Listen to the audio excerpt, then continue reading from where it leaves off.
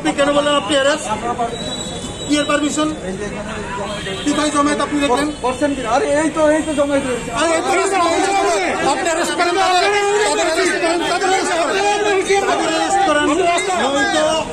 আমি বলছি তাদের সবাইকে অ্যারেস্ট করুন, যা আসছে সবাই রাস্তা থেকে।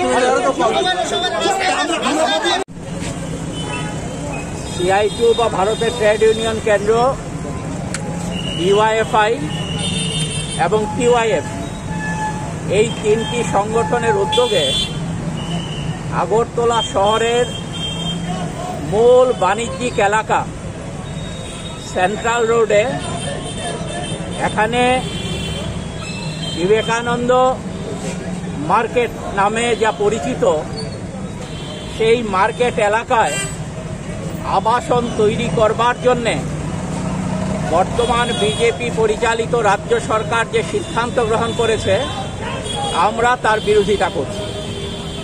আমরা এটা বলতে চাইছি যে আগরতলা পুর এলাকায় আবাসন তৈরি করবার জন্য প্রচুর জায়গা আছে, সেখানে নিম্নবিত্ত মধ্যবিত্ত মানুষের জন্য আবাসন সরকার ইচ্ছে করলে পর তৈরি করতে পারে।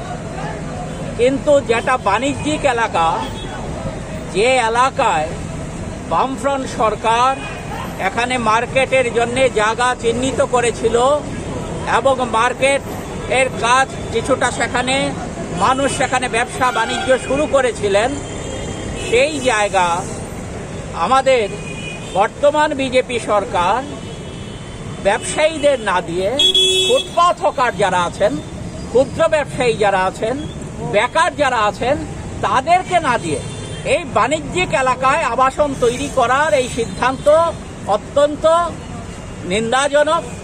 বামফ্রন্ট সরকার আপনারা জানেন পুরো এলাকায় বিভিন্ন জায়গায় আবাসন তৈরি করেছে, মেলার মাঠে তৈরি করেছে, গান্ধীঘাটে তৈরি করেছে, নন্দননগরে তৈরি করেছে, শ্যামলী বাজারে তৈরি করেছে, খেজুর বাগানের অপোজিট সাইডে তৈরি করেছে, অসংখ্য জায়গা, সবটা পুরো এলাকার মধ্যে আবাসন তৈরি করেছে।